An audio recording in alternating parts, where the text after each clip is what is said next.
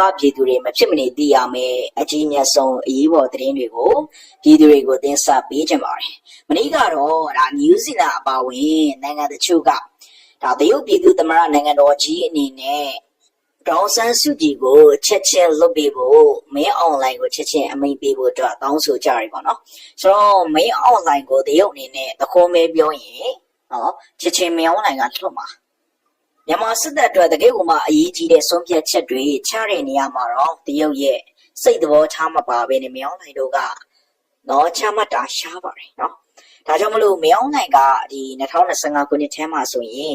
ဒါကျွန်တော်လာရှိုးမျိုးကိုမတိုက်ဘဲနဲ့ပြန်ရတဲ့ဖြစ်ရမျိုးတရုတ်သမ္မတကြီးကိုအထူးကျေးဇူးတင်တဲ့အနေနဲ့နော်တကယ်ကိုမှကမ္ဘာပေါ်မှာတွေးကောင်းကြီးအဖြစ်နော်ရှီကျင်းပင်ကိုတင်စားခဲ့တာဖြစ်ပြီးတော့ဒါဒေါ်လာသန်းပေါင်းများစွာသုံးမှုရှိတဲ့နော်မြန်မာနိုင်ငံရဲ့အတွင်းထွက်ပစ္စည်းတွေကိုလည်းတရုတ်သမ္မတကြီးတရုတ်သမ္မတနိုင်ငံတော်ကိုနော်ကျွန်တော်တို့ပေးပို့ခဲ့တဲ့အကြောင်းလေးကျွန်တော်ကြားရပေါ့နော်ဆိုတော့တရုတ်သမ္မတကြီးကလည်းမြောင်းနိုင်တို့ကိုဘာအခုတော့ဘယ်လိုမျိုးတွေကြားရလဲဆိုတော့မြောင်းနိုင်တို့အနေနဲ့ရေကောက်ပွဲကိုချောချချူနော်ကျွန်တော်တို့ဒီနေ့တပုံအဖြစ်ကောင်းမွန်မွန်နဲ့ဒါကျင်းပနိုင်မှုဆိုရင်ဒေါ်ဆန်းစုကြည်ကိုလွှတ်ပေးရမယ်လို့တရုတ်သမ္မတကပြောခဲ့ကြောင်းသတင်းတွေထွက်ပေါ်လာနေပါတယ်ဟုတ်ပါတယ်နော်မဲအွန်လိုင်းအနေနဲ့အခုရေကောက်ပွဲလုပ်ချင်အခုရေကောက်ပွဲတော့မလုပ်ရသေးဘူးချန်ဖို့ပါတီအမတ်တွေနော်တစ်ခုပြီးတစ်ခုနော်ရှင်းနေခံနေရတယ်နော်ဒီတဲ့ခါကျတော့နော်ဟိုမဲယုံကဘုံပေါက်ဒီရက်စကန်ဘုံပေါက်ဒီအိုချိုရဲမှုနော်ကျွန်တော်တို့ဒီရွေးကောက်ပွဲတဲ့စီစဉ်နေတဲ့အိုချိုမှုယုံကဘုံပေါက်ဒါတွေပဲအခုရက်ပိုင်းမှာကြားနေရတာဖြစ်တယ်နော်တကယ်လို့ဒါရွေးကောက်ပွဲလိုင်းလာချက်အကုန်လုံးပောက်ပွဲကုန်မှာဆိုတော့ရွေးကောက်ပွဲမှာတော့ဆန်းစုကြည်ကိုလွှတ်ပြီးတော့အာယုံခဲမယ်ဆိုတဲ့အနေထားတစ်ခုမှာတော့မင်းအောင်လိုင်းတို့နေနဲ့အားသာချက်နော်ရှိကုန်ရှိနိုင်လိမ့်မယ်နော်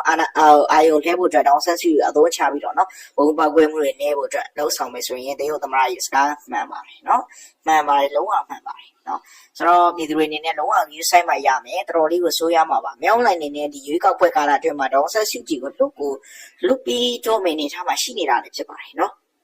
အမေစုရဲ့တာကိုယ်တိုင်ကပြောပါတယ်အမေစုကချားမကြီးလုံးဝမကောင်းတော့ဘူးဆိုတော့အမေစုရဲ့ချားမကြီးကလုံးဝဂူးဆိုင်ဖို့လိုတယ်အသက်80ကျော်ရွယ်ရှိပြီဖြစ်တယ်မြောင်းနိုင်တို့အနေနဲ့မမှန်ဆိုရင်ဘာမှကြောက်စရာမလိုတော့ဟုတ်လားအမေရဲ့တယောက်ကိုဗျာအခုဒီလိုမျိုးတော့ဒါ6တယောက်လို့နော်ကြောက်ပြီးတော့နှိမ့်ဆက်နေတာကလုံးဝမဖြစ်သေးဘူးနော်လုံးဝတရုတ်သမ္မတအနေနဲ့ဒါနိုင်ငံတကာကြီးတောင်းဆိုမှုတိုင်းလှုပ်ဆောင်မယ်ဆိုရင်တော့အမေစုလွန်မြောက်နိုင်အကြောင်းအနေနဲ့ပြောပြစေ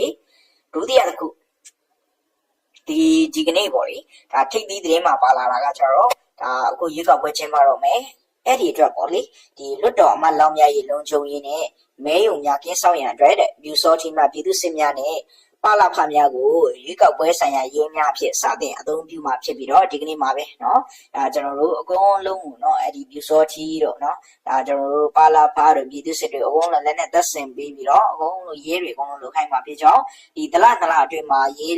လူဦးရေကတန်းချီတိုးလာမှာဖြစ်ကြောင်းကျွန်တော်နေကြားရတယ်ပေါ့เนาะဆိုတော့ပြည်သူတွေယူဆိုင်ကြပါအထင်တိုင်းကိုကျဲတော့မှာငါရေးမြင်ပါကောင်းလဲဆိုလမ်းမတွေမှာကျွန်တော်မြင်အောင်ပါပါเนาะမြင်အောင်ပါပါ